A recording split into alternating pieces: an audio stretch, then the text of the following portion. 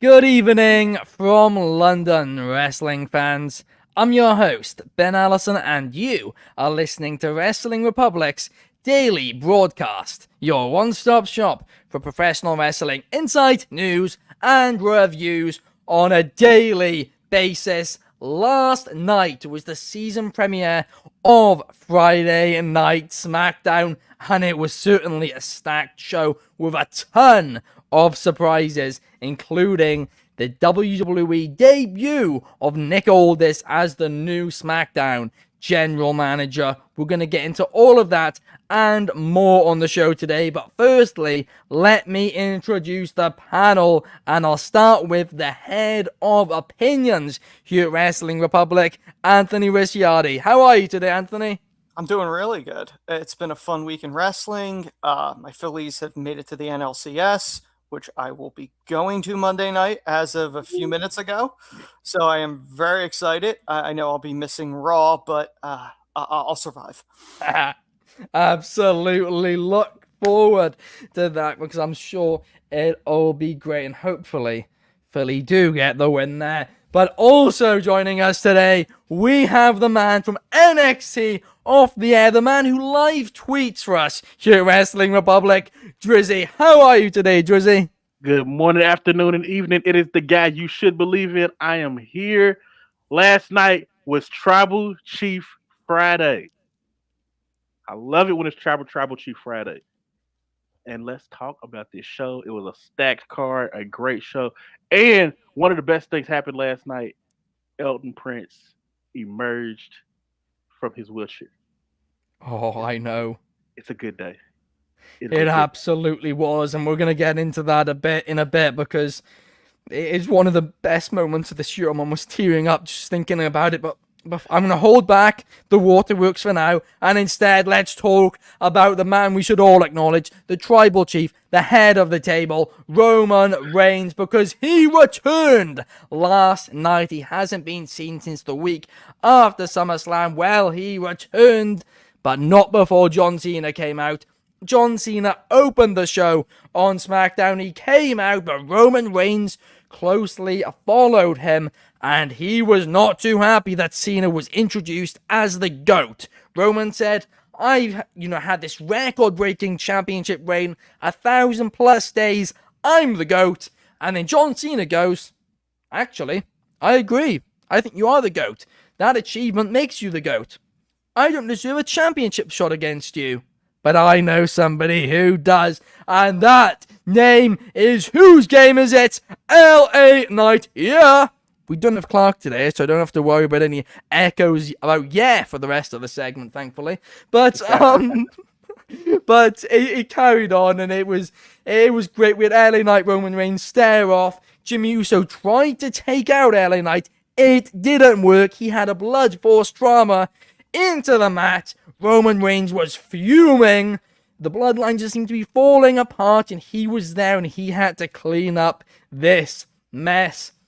Well, later in the night, it was announced LA Knight would be facing Solo Sikoa in the main event of the show, and of course that did happen.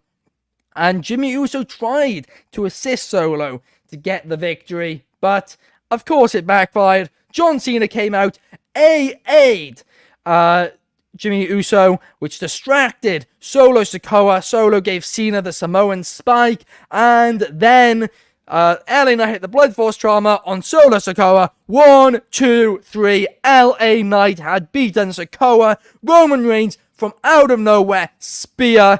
It seems like this could well be almost official for Saudi Arabia crown jewel next month. And yeah, this is fantastic. I called this weeks ago, and I also said weeks ago that it should be John Cena as the special guest referee, and I have a feeling that is what they're going to do here. But LA Knight, he deserves this. He deserves this moment. Of course, he's not going to win, but the rub he's going to get from being in this position is going to be a great one. But Anthony, what did you think about this opening segment? And then, of course, the main event as well. LA Knight is somebody that I've been a very big supporter of. I wrote about him when he was in NXT. I've seen my first time I saw him was in Impact, and I remember thinking, this guy's got something. This guy has something special.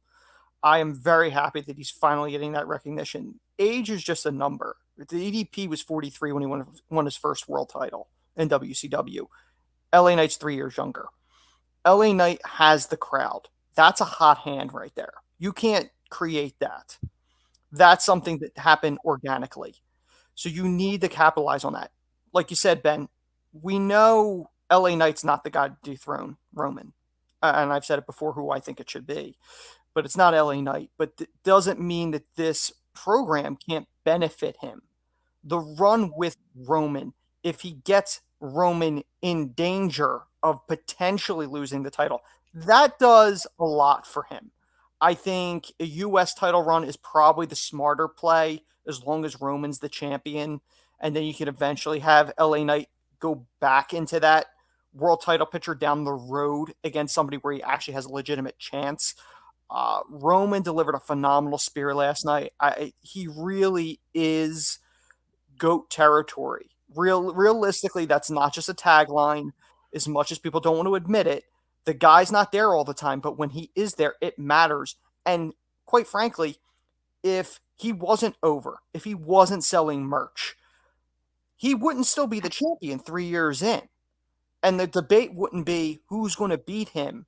People would be like, okay, it needs to mean something. As I said before, I think Cody's the only guy that would make the most of it.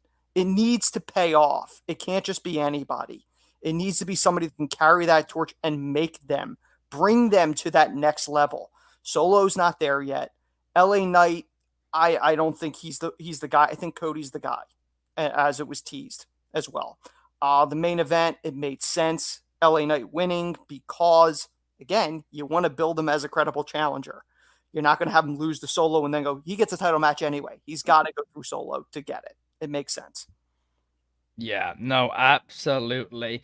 It does. Drizzy, what were your thoughts on this? And are you glad that LA Knight is finally getting this championship opportunity? I'm a little mixed about it because I originally was not on board. I thought, no, U.S. title, IC title, something along those lines. But once I seen him in the ring with Roman and the crowd going nuts for him, I said, maybe this is the move to make. Now, I don't think it should be the crown jewel match. If you're going to make him this big star, he definitely should be the Survivor Series match. We're definitely going to be getting a world title match at Survivor Series. Roman and LA Knight at Survivor Series.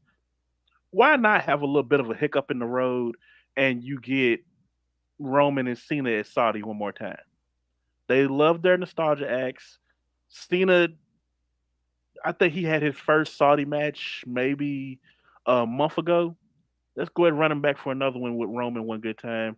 We know it's a match you know that Roman's gonna win, and at that same amount of time, I don't think. I mean, maybe you can make LA Knight a little bit more hotter with that. Who knows? The main event, like Anthony said, it made tons of sense. You don't want to slow the train down when it's going like this, but it has definitely made me open my eyes a little bit more to how big of a star LA Knight is because the pops are only getting bigger and bigger everywhere they go.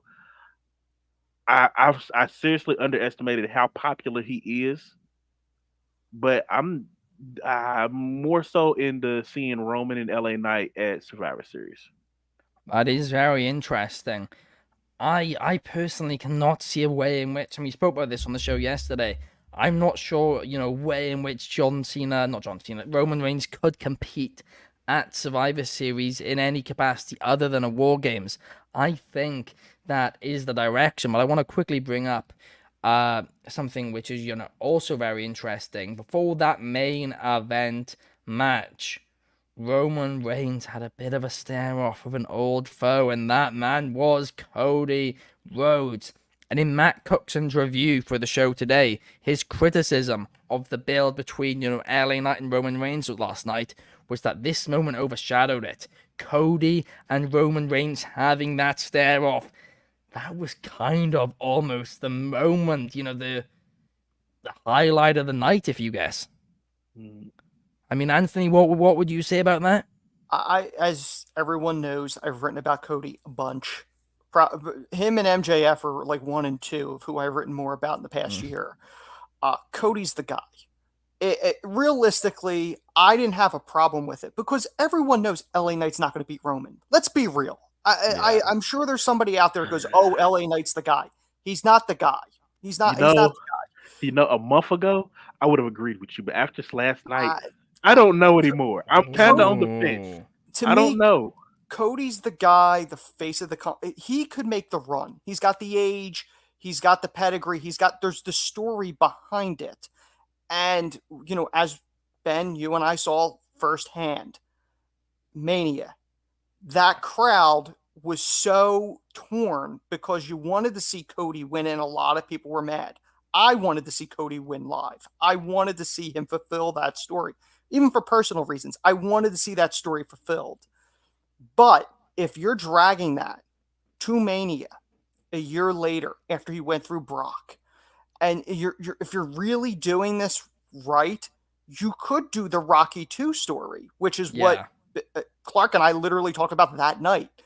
And he said, Rocky didn't win the first time. I'm like, good point, because it's in Philly. It makes sense. I think it's the logical one, especially if the Rock thing doesn't happen. If Rock is happening, I've said it before, it shouldn't be for the title. Do Cody Roman at the Rumble. Get the belt off of him. Have the Rock be involved. I don't care. But to me, he's got to fulfill that story.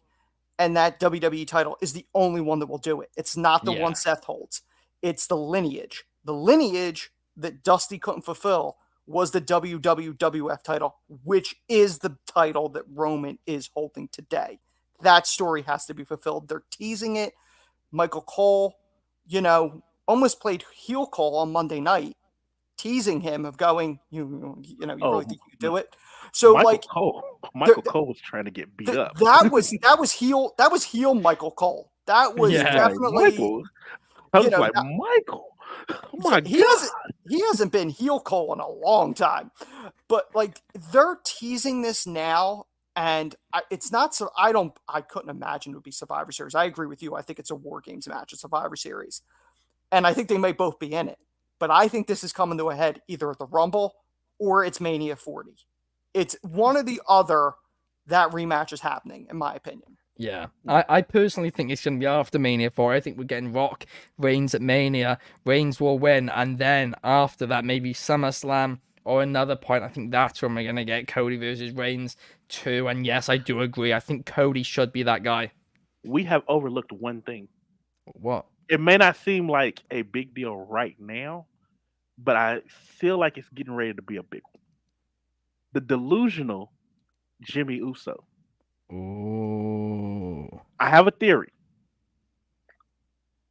What if Jimmy is doing all this to get closer to Roman just to screw Roman in the end? I don't think Jimmy's the guy, but remember when Solo went off? You said not to win the belt. Script when Paul Heyman said, "Who gave the order?" A couple weeks ago. And he didn't say. To me, it would be a perfect circle of life moment if it is revealed down the road that the elders behind the scenes think Roman's a mad king, and he drops the famous line that his father delivered years ago, "I did it for The Rock." Yes, please tell me that's what happens. But I Jimmy in my heart has something to do with this. Yeah, I really do. Jimmy seems too incompetent to do it. He's the least of the three of the Uso line. He seems the least likely to ever win a world title. So now I don't want him. I don't want him to win a title, but Okay. I do believe that he is going to have a big hand in Roman losing the title because he's They're all going to turn their back it's on him. almost like he's crazy like a fox. Like what they say about Mm, Ambrose, like Moxie, like yeah, he's crazy. He wouldn't do anything. unhinged. He's goofy. He's unhinged. He doesn't do anything.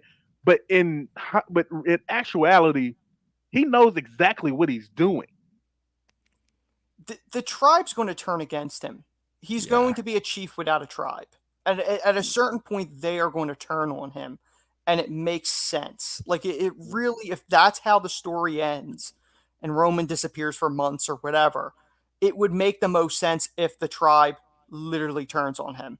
Whether Yeah. Heyman's involved in the turn or not, but the Samoan family line has to turn their backs on the chief or not be there when he's When he looking needs for help. Like we Yeah. saw at 39, they kept coming in to help him. Yeah. If he's looking for that line, because Cody came the closest of anybody Yes. in beating him. Undoubtedly.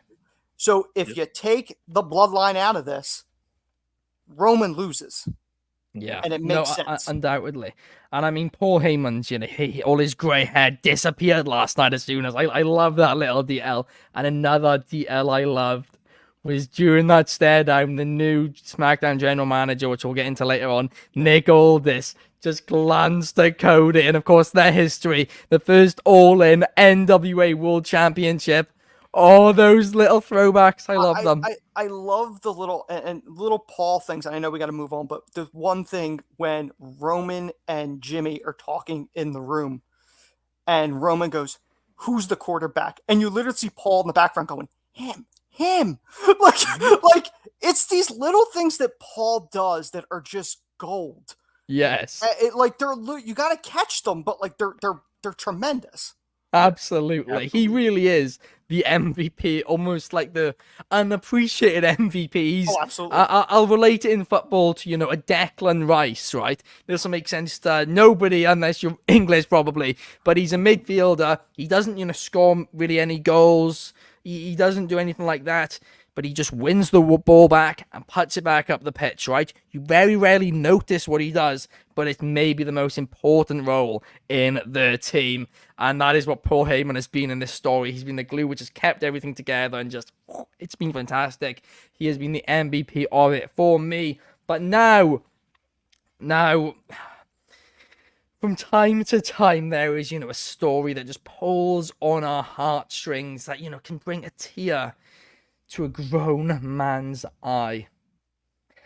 And one which is just so inspirational that it just means so much. A few months ago, of course, Elton Prince suffered a separated shoulder and he was told that he may never walk again. Well, not only did he learn to walk, he learned to run.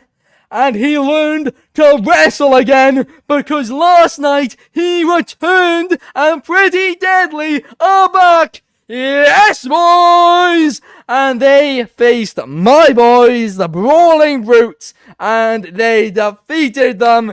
They are back. I said it on Instagram earlier today. Elton Prince, he recovered quicker than Conor McGregor did. That means he's a better UFC fighter than Conor McGregor. He's going to, recover quicker than Aaron Rodgers did. That makes him that makes him a better NFL player than Aaron Rodgers. And all the comments were, all having a go at me. They're just jealous of Elton Prince's hair. Yes, boys! How do you feel, Anthony, about the return of Pretty Deadly? I've been a fan of this team since the first time I saw them in NXT. And the one thing I do want to say is I know Tony Khan paid a fortune to get the Elton John song for Collision.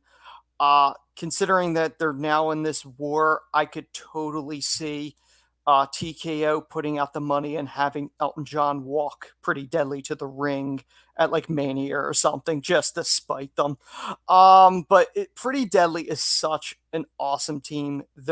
It's pure entertainment. I put them in the same vein of a Tyler Breeze, which I wouldn't be surprised if we see Tyler Breeze team up with them at some point because he's still quasi in the WWE fold. I think he reminds me. They remind me a lot of Ring of Honor star Dalton Castle. It's over the top, but it works. Them facing the Brawling Brutes, obviously the mix of styles, but they deliver. It was a fun match. They're an entertaining team. They connect with the audience, which you can't always guarantee is going to happen. And since we don't really know what's going to go on with the Brawling Brutes, it made sense to push pretty deadly. I think they'll eventually hold tag team gold.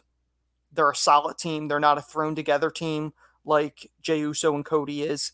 So I view Cody and Jey as a transitional team, and I think mainly the main reason why that they have these tag titles and why they have not broken them up and given Raw and SmackDown separate tag titles is because it gives a pass for Cody to appear on SmackDown for these interactions with Roman if that's what you're building it to.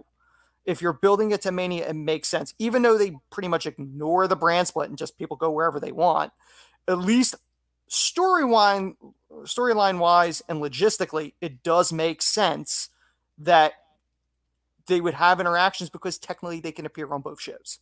So it makes sense. Absolutely. Yes, boys. Yes. But it's just, Elton it's brilliant. Strong. He's Yes. Elton Strong. Elton Strong. And Elton Smart. Yes. And unlike that fool, Roderick Strong, who claims to be Roddy Strong over there, It's neck strong, isn't it? a neck He's strong, neck whatever. strong. It's a fake injury. He doesn't understand what it's like to go through a real injury, a real separated shoulder, like Elton Prince, where he might never walk again.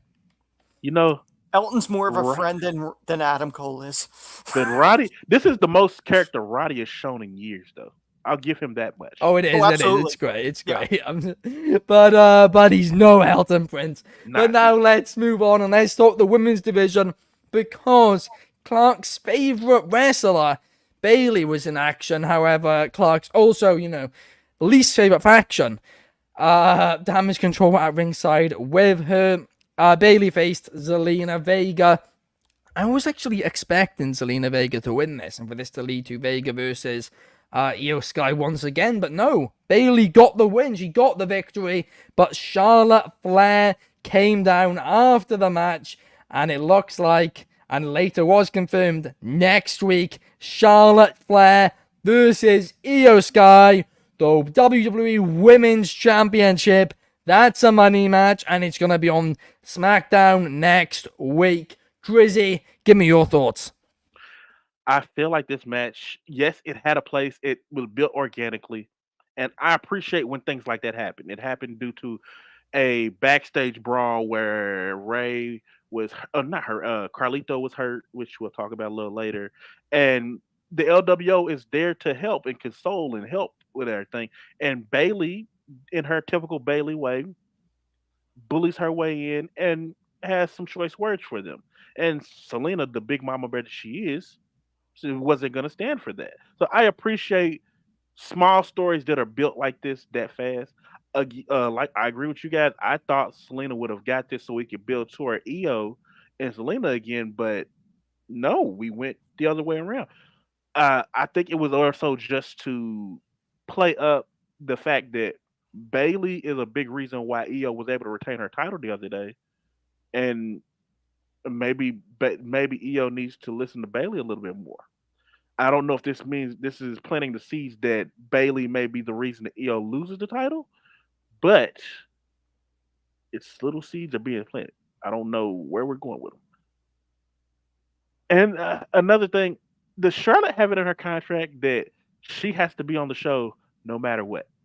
This entire situation had absolutely nothing to do with her. Selena has a faction behind her, but Charlotte, in her high heels, which I do not understand how women wrestle in heels. I don't know what it is about Charlotte, Mickey James. They do things in heels that I can't even fathom. But those, it's like she has to find a way into the show no matter what. And I want to bring up something that we saw that we didn't really talk about, but needs to be acknowledged. the electricity that was in the air when Charlotte Flair was in the office with Nick Aldis and she laid eyes on Jade Cargill for the first time. You cannot tell me the moment those two laid eyes on each other, and we all, as fans, laid eyes on Charlotte and Jade Cargill, and we did not see a WrestleMania main event right there. Y'all can't tell Yes. me y'all didn't feel it. It was in the air. It was amazing. Absolutely. It really, really was. And Bobby Petito's here in the comments saying, Jade Cargill. Shout out to you, Bobby. Jade Cargill was on SmackDown too to confront Charlotte Flair. I mean, Anthony, what a moment that was. I love that moment. It was very much like, Marvel and DC. It would be the equivalent of Spider-Man and Batman being side by side. Like from two different universes. It's a dream match. It absolutely is a 100% a WrestleMania match, and it's a small moment, but this week it's been nonstop of Tony Khan not being able to handle a loss and tweeting like crazy, taking shots at WWE. And WWE has not officially responded, but there's that moment where they're facing each other and Triple H is there smirking ear to ear. That is, without a doubt, an FU right back to Tony going, I don't have to respond. We will let the product do that. This blows everything out of the water. Say what you want, but they have presented Jade as that superstar, a big deal. She feels like a big deal. Now, we know her as wrestling fans because we watch everything.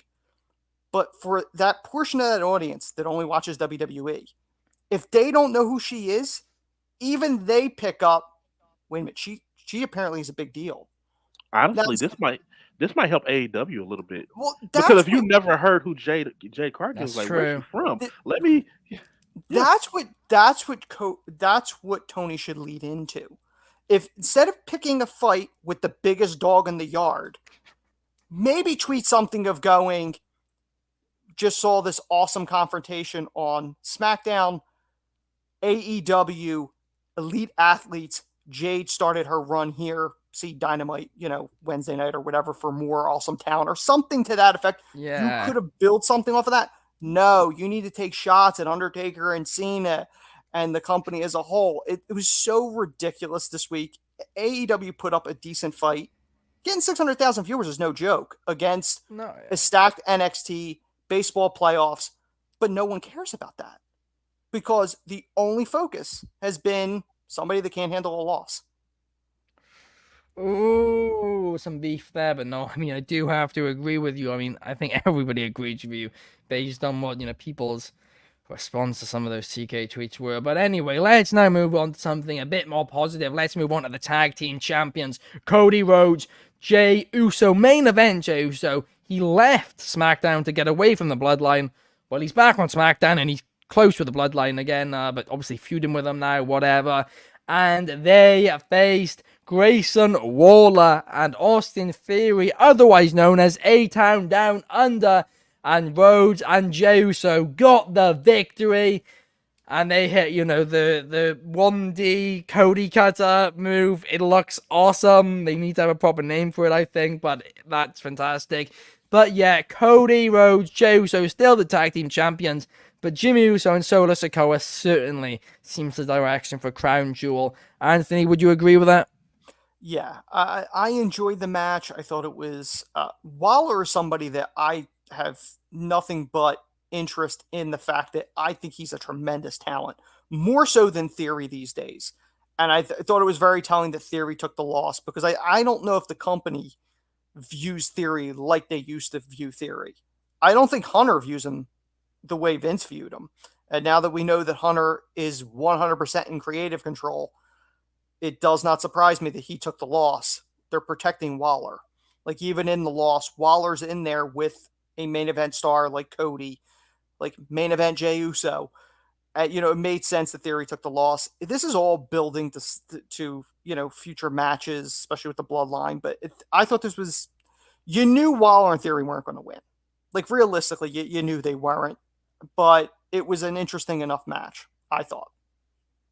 Yeah, no, I mean, absolutely. It's one of those matches where it's not nothing you're going, talk about for weeks to come, but it did its job. It was fun.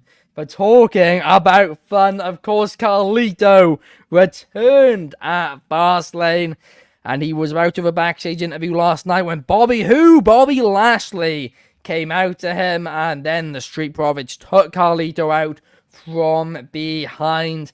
I'm really interested to see where this story goes, but one direction it needs to go in is to develop Lashley and the Street Profits more. It needs to bring somebody else, I think, into that faction now, because they kind of looked like idiots after losing to, Carlito the other day. No hate on him, I love Carlito, but Lashley, Street Profits, they're meant to be the next big faction in the company, the next bloodline, dare I say. Won't get to that level, but not too far from it. The next Judgment Day on SmackDown or whatever, right?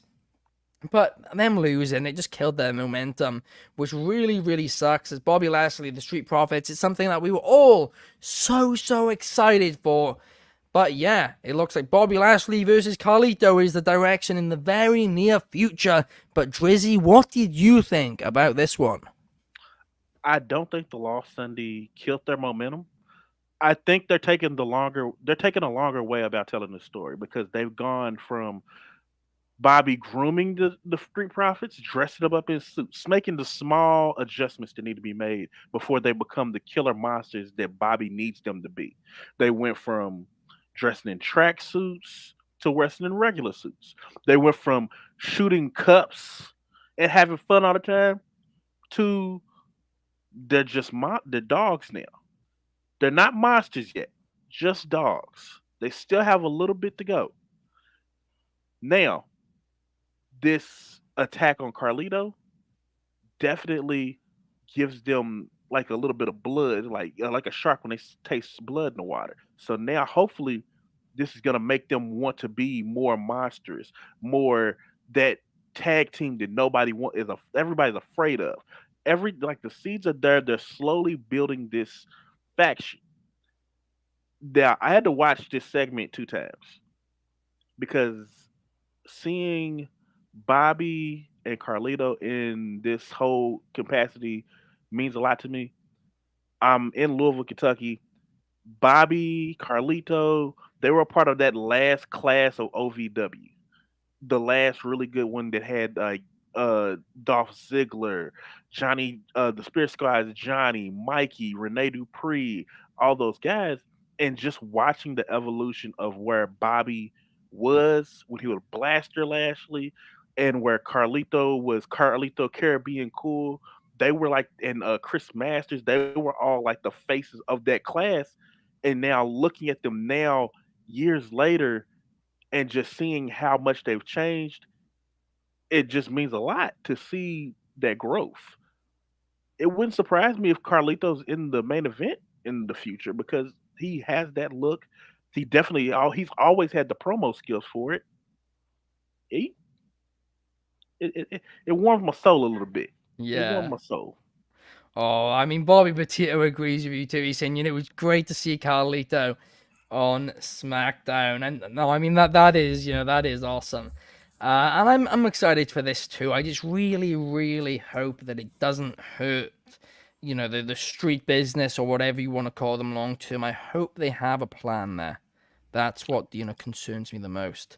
But we'll have to wait and see. But something that doesn't concern me is Nick Aldis on SmackDown because the King of Kings, Triple H, the man with the pen on Friday nights and on Monday nights, on the main roster right now, Triple H came down to the ring last night and announced that Adam Pearce is getting a promotion. On Monday nights, Adam Pearce will now be the GM, the general manager for Monday Night Raw. But of course, that leaves a vacancy on Friday nights. And then out came Nick Aldis. I know not everybody, not a lot of the main, roster fans probably don't know who Nick Aldis is. I would have still have given him a Titantron and a theme just to come out to be honest. Because I feel like there would have been a little bit more of a pop. Instead, Nick Aldis kind of just walked from ringside into the ring.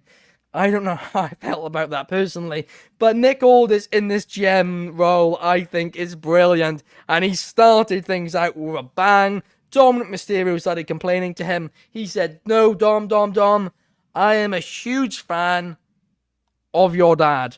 Dominic Mysterio, of course, did not like that, too much. I don't know why, because I know obviously Dom loves Eddie, so I don't know why he didn't like the fact that he was giving Eddie praise there. But also Nick Aldis then went on to confirm the trade on Friday Night SmackDown because of course Jey Uso moved from SmackDown to Raw a few weeks ago. They announced there would be a trade, and that trade is Kevin Owens. Kevin Owens is leaving Sami Zayn and he is heading back to Friday nights. This one is a little bit confusing for me personally because no way are they going to run back Kevin and Roman again, are they? A third time in this title reign. But I'm going to be honest, I don't get it. I don't think you needed to split up Sami and Kevin right now, even if they were going to have, single runs on Raw together or whatever. Because, what is there really for Kevin to do on SmackDown? It does make sense in terms of it's going to upset a lot of people on Raw, including Sami Zayn. But yes, Sami Zayn and Kevin Owens have split up. And that's a sad, sad day. It really, really is. Dryzzy, give me your thoughts on Nick Aldis being the new SmackDown GM and Kevin Owens arriving on the blue brand. We got good news for our good friend Adam Pearce. You got a full-time job on Raw. The bad news is you still got to deal with Chelsea Green. All right, Nick Aldis. Is it the NW? So does Triple H have like this thing where he has to give all the former NWA World Champions jobs? Because Adam Pearce is running Raw and Nick Aldis is running SmackDown. Just something to point out. Nick Aldis is absolutely great as a general manager. I do not see him taking anybody's mess, bringing in Kevin Owens. I'm starting to think that this yearly we have to have a Roman Reigns Kevin Owens match now. It's been 3 years. We're about to get a third match now, so I'm just going to accept it. I have no idea where they're going with that though. I really thought that if anybody was going to switch, it would have been Cody. I thought that's what we were all leading to, that everybody kept interrupting Cody when he was about to make an announcement about it. But lo and behold, it's Kevin Owens. I'm looking forward to seeing everything that Nick Aldis does. I'm hoping that he's always been a very good heel, and I don't know if if that'll translate over as an authority figure because a lot of things that he used to do was physical, and it's going to take a little bit of time for us to adjust to him being not a wrestler. So I'm excited. Let's go ahead and get the age of all this in. And yeah, let's go. We haven't seen a heel GM, a heel authority figure since about 2016 now, when they did the Shane versus Stephanie story leading to the brand split. Because even once the brand split came in and Stephanie was still a heel, her general manager was always a face. So even then, it kind of wasn't the case. I guess Sonya Deville slightly, but it's kind of hard to consider those two because even as Stephanie was considered a heel, she was still pretty fair about it. Like, yeah, she had I think Mick was her second in command, and Mick was like, "Well, no, we need to do things like this," and like, you know what, Mick, you're right, yeah, and just kind of go. Like, I yeah, don't know, no, it's kind of tough. absolutely. Once the brands did split and Mick came in and then Angle came in, she absolutely was, a lot more, of a tweener-ass babyface. But in the Shane versus her storyline leading into that brand split, when they did, of course, that iconic, leading up to Mania 32, that iconic thing when Stephanie McMahon was going to get the McMahon Award, and then out came Shane and he returned, though. What a moment that was. But Anthony, what did you think about Nick Aldis being the new SmackDown general manager and Kevin Owens on the blue brand? Yeah, Kevin Owens going back to SmackDown is interesting because he's faced Roman twice before at the Rumble. Like, are you really going to do it a third time? Like, it seems kind of both times it was the Rumble. Oh my god! And this is right around the same time again. I partially think maybe they stuck Owens over there because everyone assumed it was Cody. But the fact that Cody now has that tag title, which allows him the free pass to do the Roman interactions, he didn't really necessarily have to be drafted to SmackDown in order for them to be able to do the teases that they want to do, leading to the Cody Roman match, which is going to happen. I think at this point it's going to happen. It's just a matter of where. Nick Aldis is somebody that I've been a big fan of from the first time I saw him. I've written about him before. I thought it would be a great pickup for WWE. He's not super old. So whether they want to keep him as the GM for a while or if they want to occasionally put him in the ring, they can. Like, he could still go. He was, as much as you want to say the NWA is not what the NWA used to be, he was still NWA champion for over 1,000 days. He was the face of Billy Corgan's NWA. And I thought he carried it well. He carried it very old school, like a Nick Bockwinkel with the AWA. Like, he dressed like a champ. He treated it like it was a big deal. He was able to do that, and I think he'll bring that to the GM role as well. I do find it interesting, and Dryzzy, you said it, and I was thinking the same thing going, okay, your two GMs are two people that have never wrestled for WWE and are both former NWA world champions running your two brands. And this week, if you want to talk about it, Cody was in charge of NXT, also a former NWA world champion. So pretty much NWA world champions are running the NWA is up. Yeah. Triple H is a huge fan of history, and I believe he has Flair's NWA world title. I think. Oh wow! I can confirm that. If I'm remembering correctly, you're right. This is a little side story. Flair had the belt.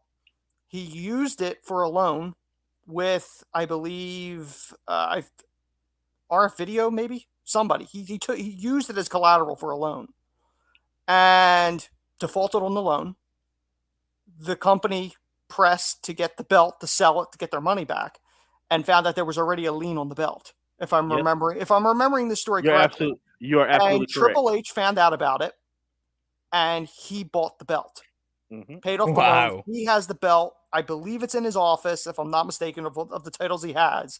I'm pretty sure that's how he came to get it. I don't think Flair gave it to him. I think he ended up buying it with a whole mix-up, if I'm remembering correctly. He did also try to give it to Flair, but Flair is like, no. Wow. I think it was that, yeah. That's cool. But that's the one he has in the office, is the Flair one, if I remember. But yeah, he's a very big fan of history. And he has Bruno's belt too, I believe. Yes. I've heard the that Bruno as well. belt and a couple other ones, but he's a big fan of history. So it does not surprise me that he would have the respect of two former NWA world champions to bring them in. And I believe Sonya, that trains in NXT, doesn't she have NWA roots too? Like, she never made it to the big leagues, but she was big in the indie circuit. So like, he looks at all that stuff. Yes. Oh, that a lot of the wrestlers and everything are former NWA and indie wrestler legends. LA Knight, he got Ricky Starks, like all these people. The NWA gave root to a lot of these people. Yeah, I mean, especially pre-pandemic, it was kind of the revival of them for the first time in quite a few years, and then of course pandemic had to hurt them a lot. But yeah, I mean, NWA has always been, a company which heavily, they consider and they hold, real importance in in-ring psychology. So I think WWE really like the, former NWA wrestlers then to come in as producers to, help teach some of their really athletic, gifted performers, some more in-ring, psychology, put those matches together. And I think it's, a really good mix of the two. Nick Aldis, backstage producer now, and of course, GM, I think is only going to be good things. And I never knew about Triple H's. The one other thing to point out that you have Nick Aldis there, there's a possibility. Could they be bringing in his wife, Mickie James? That's what Bobby Petito's saying too. Because last rodeo. She's battling for the Knockouts title at Bound for Glory for Impact. I don't know how long her contract is with Impact, or if it's a one-off. I don't know. But I think Hunter's a big fan of hers, if I'm not mistaken. especially after the whole incident with the trash bag. Like I think he Oh, personally God. called her, but like I Yeah. think he played a huge role in bringing her in for that Rumble with the Knockouts title. Yeah, no, absolutely. I mean, that would be awesome to see Mickey James maybe in the WWE ring one more time, or maybe as a producer, because she'd be excellent at that as well. Or That maybe is even sorely a needed. Raw GM. Mhm. But that does bring us, guys, to the end of the show. If you're on YouTube, please like and subscribe. If you're on Spotify, please leave us a cheeky 5 stars. We really appreciate it. It helps us out a lot. We will be back the same time tomorrow, and we'll be talking a bit about AEW Collision, and maybe even touch upon Logan Paul, Dylan Dennis too, as we know everybody wants that. But thank you to Anthony, thank you to Dryzzy for joining me here today. It's been a banger of a show. We will see you guys tomorrow. Enjoy your night. See you guys.